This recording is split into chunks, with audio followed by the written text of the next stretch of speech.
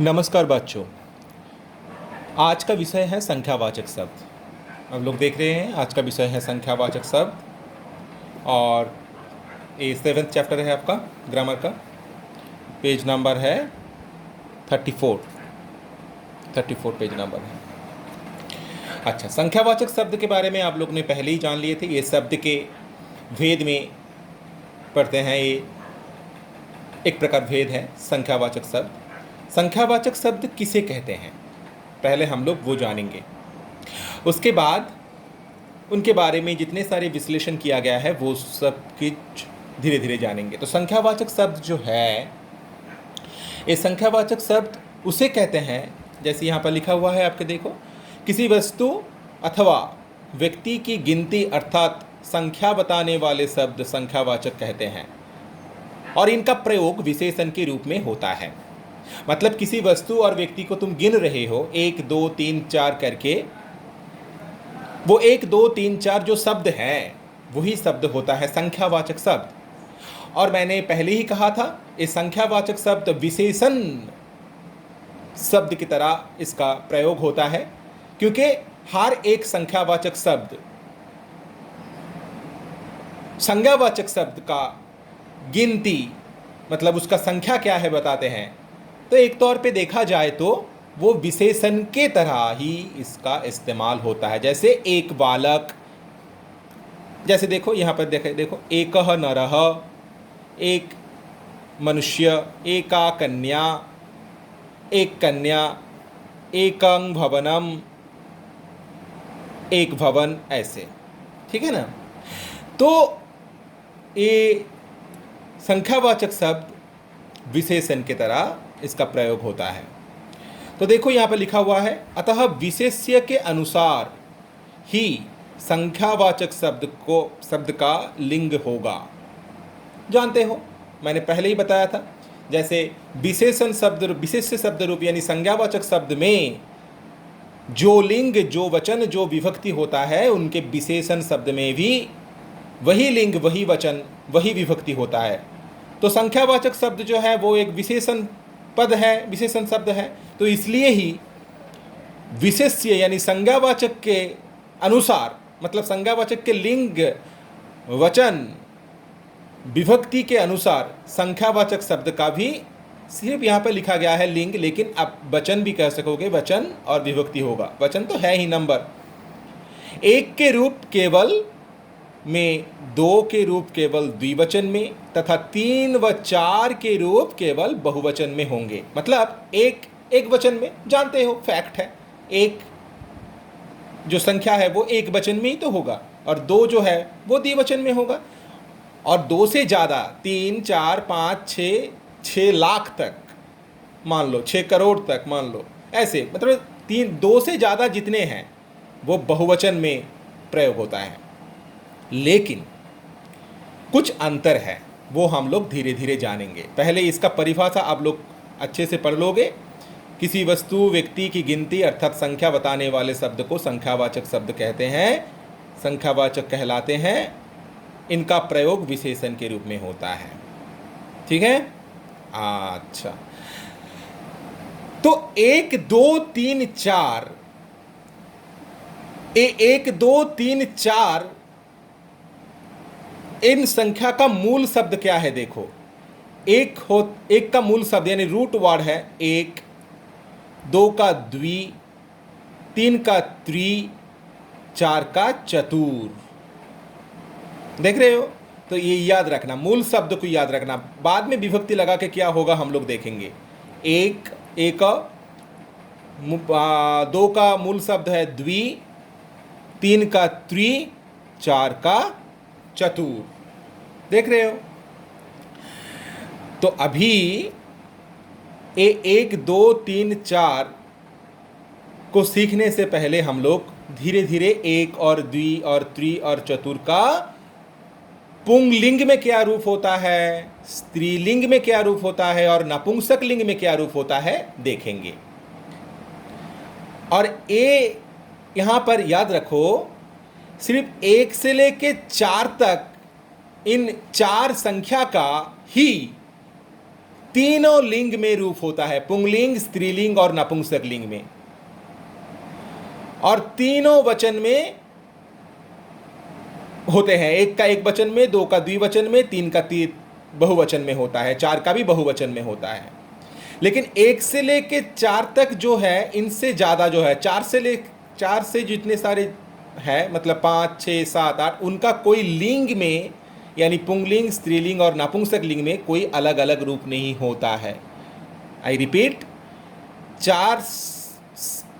एक से लेके चार तक ही इन चार शब्द में तीन लिंग में अलग अलग रूप होता है। जैसे पुंगलिंग में एकह होता है, स्त्रीलिंग में एका होता है, नपुंसक लिंग में एकम होता है।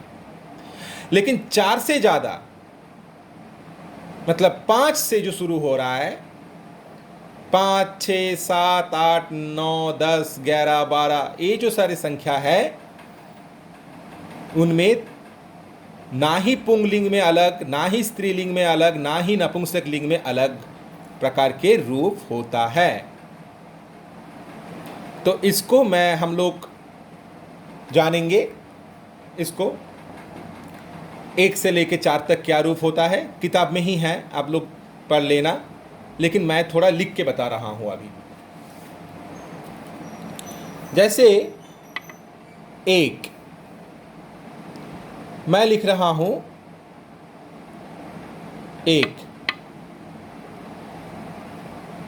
एक का होता है एकह, सॉरी, एक मैंने लिखा। 2 द्वि, ये है मूल शब्द, मूल शब्द। 3 का होता है त्रि, और 4 का होता है चतुर।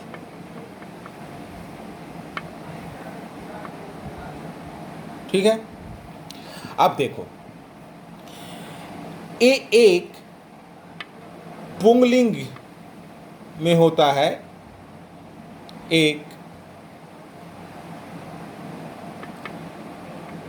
एकह। मान लो एक बालक आपको कहा गया है, तो एक बालक, तो बालक का संस्कृत क्या होगा?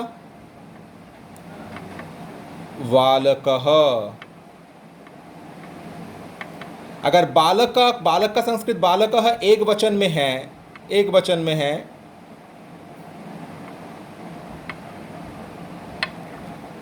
प्रथमा विभक्ति जानते हो आप सब लोग, तो एक क्या हो जाएगा? एकह, क्योंकि विशेषण, हाँ, जैसे मधुरः बालक, मधुरा बालिका पढ़े थे, वैसे ही बालकः, इसलिए एकह। तो एक का पुंगलिंग क्या हुआ? एकह। ठीक है, समझ रहे हो मेरे बात? अच्छा, अभी हम लोग सीखेंगे दो।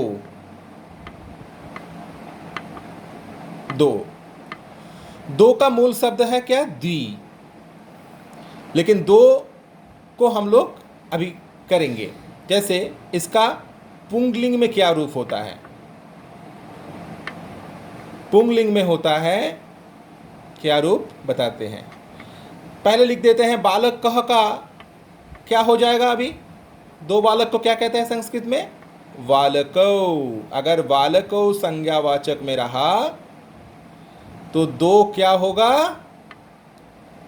पुंगलिंग में द्वौ, द्वौ बालकौ, मतलब 2 बॉयज। ये जानते हो, ये द्विवचन में है, मैं इतना नहीं लिख रहा हूं प्रथमा विभक्ति का। द्वौ बालकौ, देख रहे हो? अच्छा, अभी त्रि, 3 का सीखेंगे। त्रि क्या है? 3 का तो मूल शब्द है त्रि, लेकिन जब हम लोग पद बनाएंगे, इन त्रि का पद बनाएंगे, तब क्या होगा वो देखो। मतलब 3, मैं लिख रहा हूँ 3। तो देखो, या इसको बड़ी होता है 3, बड़ी हम लोग लिखते हैं। तो देखो क्या होता है, पुंगलिंग में रूप सीखो पहले। 3 लिंग पुंगलिंग में होता है, पहले बाद में लिखेंगे, पहले जान लेते हैं। अगर 2 से ज़्यादा बालक को क्या कहते हैं, क्योंकि पुंगलिंग बालकाहा। तो अगर बालकाहा रहा तो होगा, पुंगलिंग में रूप होता है त्रयः। त्रयः, त्रयः बालकाः। तो देख रहे हो, 1 2 3 और 4 बचा है क्या, 4। इसका पुंगलिंग में रूप सीखेंगे 4। 4 का पुंगलिंग क्या होगा, 4 का पुंगलिंग होगा चत्वारः।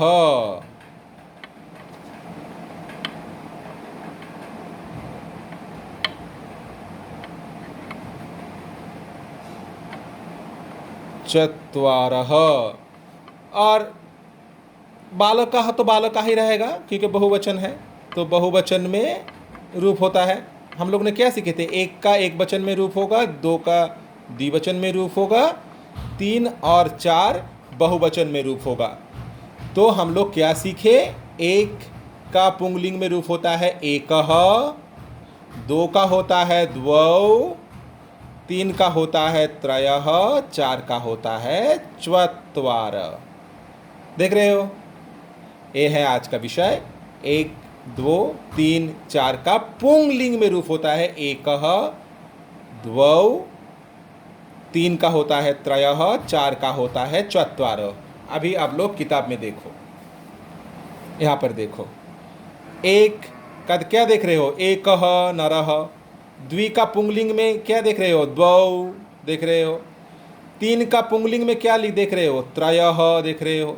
चतुर का पुंगलिंग में क्या देख रहे हो, चत्वारः देख रहे हो। आप लोग ये याद करना, पुंगलिंग का रूप पहले याद करना। 1 का एकः, 1 का पुंगलिंग का रूप होता है एकः, द्वि का पुंगलिंग का रूप होता है द्वौ, 3 का पुंगलिंग का रूप होता है त्रयः, चतुर का पुंगलिंग का रूप होता है चत्वारः।